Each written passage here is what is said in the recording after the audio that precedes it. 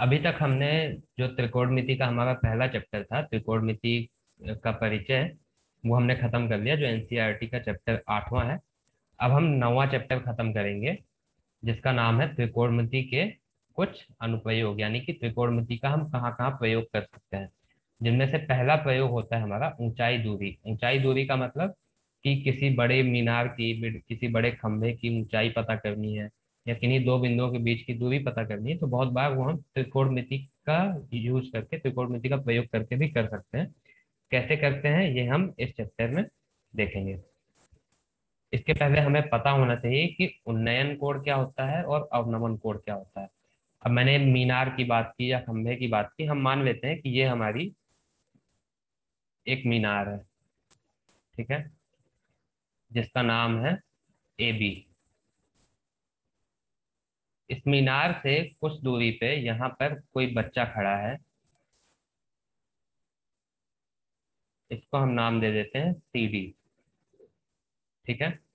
अब ये बच्चा क्या है, इस मीनार की तरफ, मीनार के का जो सबसे ऊपर वाला पॉइंट है, जिसको हम बोलते हैं मीनार का शिखर या सिर, उसकी तरफ देख रहा है। ये डी पे बच्चे की आंख है, और ये ऐसे इसकी तरफ देख रहा है। ठीक है। ये हमारी जमीन है, बीसी। बीसी हमारी जमीन है, और लड़के की आंख को अगर हम ऐसे लाइन से जोड़ दें तो एक हमारी ये लाइन है। हम मान लेते हैं कि ये जो हमारा बिंदु है ये ई है। अब हमें समझना है एक चीज, तो कि क्षैतिज रेखा क्या होता है।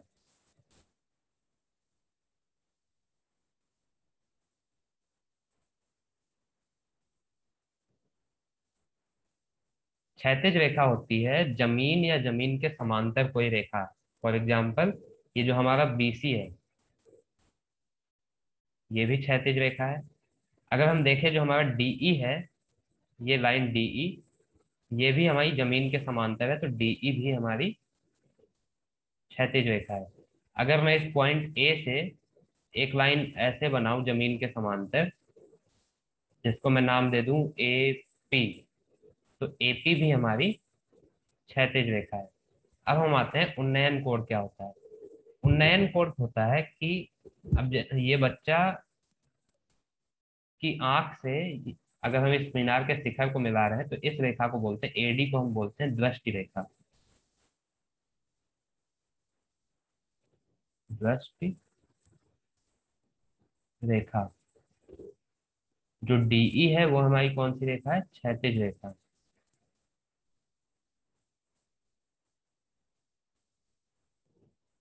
अगर हम क्षैतिज रेखा और दृष्टि रेखा के बीच का ये कोण देखें, कौन सा कोण, कोण ए सी ई, इसी कोण को हम लोग क्या बोलते हैं, उन्नयन कोण। ठीक है। अच्छा, अब हम आते हैं अवनमन कोण में। अवनमन कोण क्या होता है, अवनमन कोण भी उन्नयन कोण की तरह ही होता है, बस इसमें क्या होता है कि जो भी इंसान है, जो बच्चा है या कोई भी है, वो ऊपर की तरफ ना देख के नीचे की तरफ देखा होता है। यहाँ पे हमारा बच्चा नीचे था और ऊपर की तरफ देखा था। हम मान लेते हैं कि इस मीनार के ऊपर से एक हवाई जहाज जा रहा है यहाँ पर। इस पॉइंट पे कोई हवाई जहाज है, इस हवाई जहाज में कोई आदमी बैठा हुआ है, और वो उस हवाई जहाज से इस मीनार के शिखर की तरफ देख रहा है, तो वो कैसे देखेगा, वो ऐसे देखेगा। अब उसके लिए दृष्टि रेखा कौन सी हो जाएगी, ये हो जाएगी।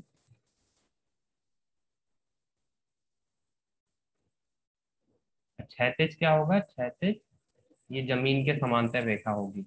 हम मान लेते हैं इसको क्यू, तो क्यू ए हमारी दृष्टि रेखा होगी। और अगर हम इसको मान लें आर, तो क्यू आर हमारा क्या होगा, क्षैतिज रेखा होगी। और जो कोण आर क्यू ए है, कोण आर क्यू ए, ये हमारा क्या होगा, अवनमन कोण। अवनमन कोण। ठीक है। ये पता चल गया कि उन्नयन कोण क्या होता है और अवनमन कोण क्या होता है। अब हम एक एग्जांपल लेके समझते हैं कि इसमें हम क्वेश्चन करते कैसे हैं।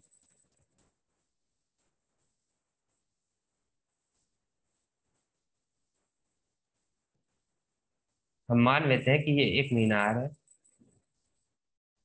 जिसका नाम है ए बी। मीनार के मीनार का जो सबसे नीचे वाला पॉइंट है बी, यहाँ से 60 मीटर की दूरी पे, कितनी दूरी पे, 60 मीटर की दूरी पे कोई बच्चा है या कोई इंसान है जो मीनार के सबसे ऊपर वाला बिंदु, शिखर बिंदु की तरफ देख रहा है।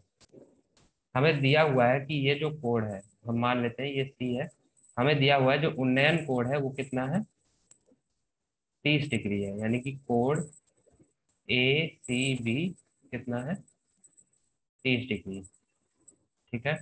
अब त्रिकोणमिति का ऊंचाई और दूरी का कोई भी सवाल हो, उसमें हमें क्या करना होता है, सबसे पहले समकोण त्रिभुज देखना होता है कि कौन सा त्रिभुज समकोण त्रिभुज है।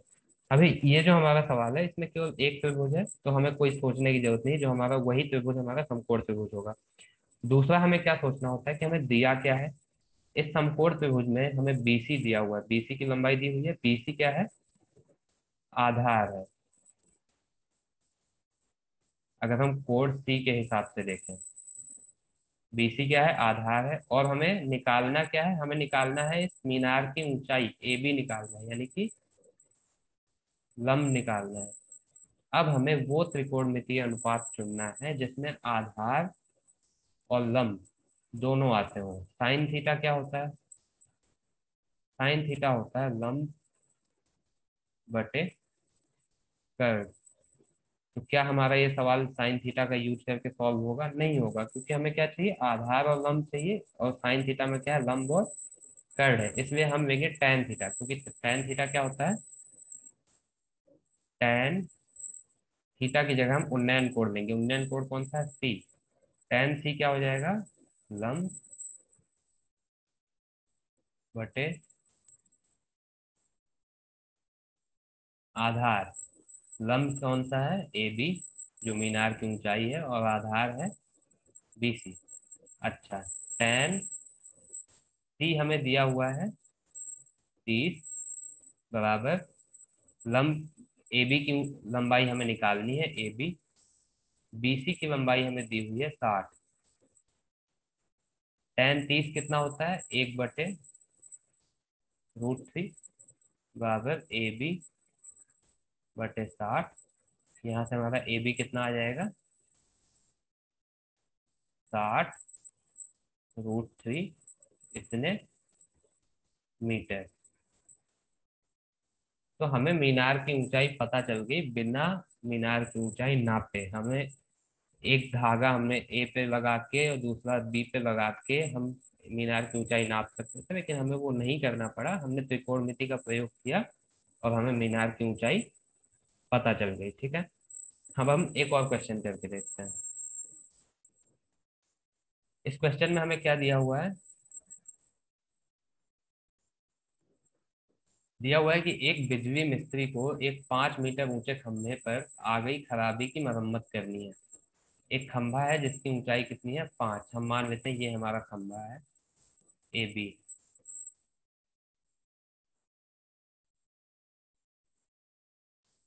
इसकी ऊंचाई है 5 मीटर। ठीक है। अच्छा, अब बोल रहा है कि मरम्मत का काम करने के लिए उसे खंभे के शिखर से 1.3 मीटर नीचे एक बिंदु तक पहुंचना है।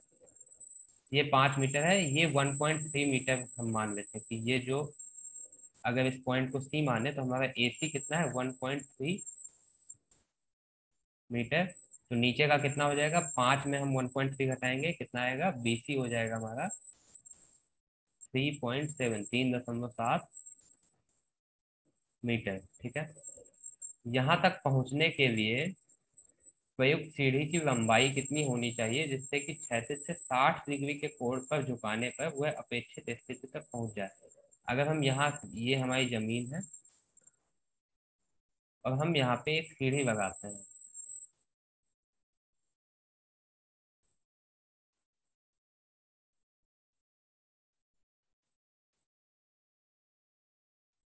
ये हमारी सीढ़ी है, ये दिया हुआ है कि 60 डिग्री के कोण पर झुकानी है सीढ़ी, कितने पर, 60 डिग्री पर।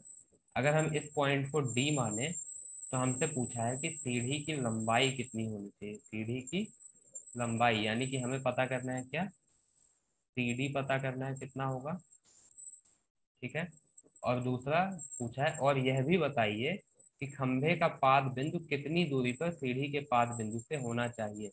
यानी कि ये डी और बी के बीच की जो डिस्टेंस है वो भी हमसे पूछा है कि बी डी कितना होना चाहिए।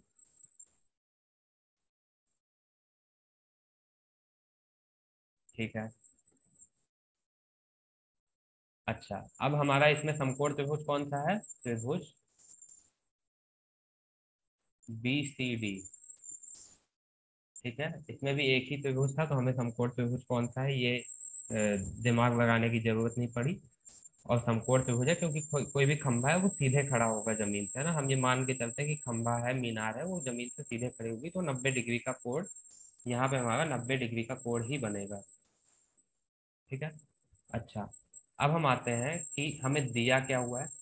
इस क्वेश्चन में हमें ये 3.7 मीटर बीसी दिया हुआ है। बीसी क्या है? लंब है। और हमसे पूछा क्या है? सीडी और बीडी दोनों पूछा है, आधार और कर्ण दोनों पूछा है।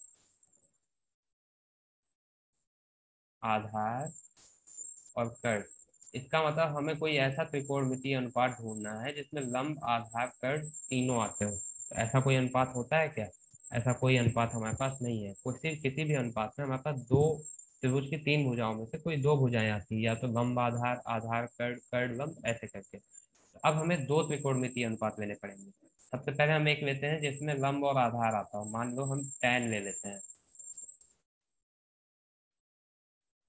tan डी बराबर लंब, लंब कितना है? 20 और आधार कितना है? BD।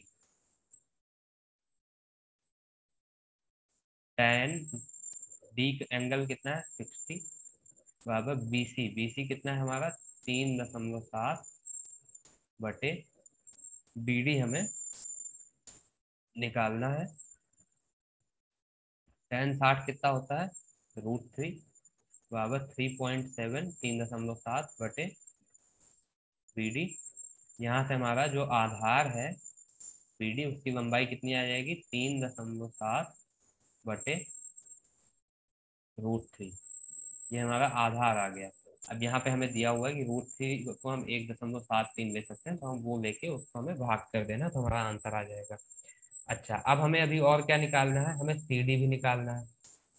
सीडी निकालने के लिए हम क्या करते हैं, हमें लंब पता है और कर्ण निकालना है, तो लंब और कर्ण वाला अनुपात हम ले लेते हैं, जो कि हमारा कौन सा है? Sine theta. यहाँ पे हम लेते हैं साइन डी। डी की वैल्यू कितनी है? 60। 60 बराबर लंब, लंब हमें दिया हुआ है 3.7, और सीढ़ी की लंबाई यानी कि कर्ड जो कि सीढ़ी है वो हमें निकालना है। अच्छा, साइन 60 कितना होता है? साइन 60 होता है √3/2 बराबर, ये हो जाएगा 3.7 बटे सीढ़ी। यहाँ से हमारा सीढ़ी कितना हो जाएगा? सीढ़ी हो जाएगा 2 × 3.7 बटे √3। तो ये अब कैलकुलेशन हम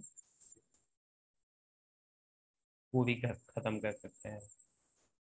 ठीक है, √3 को 1.73 लेके। तो ये वीडियो हम यहीं पे खत्म करते हैं।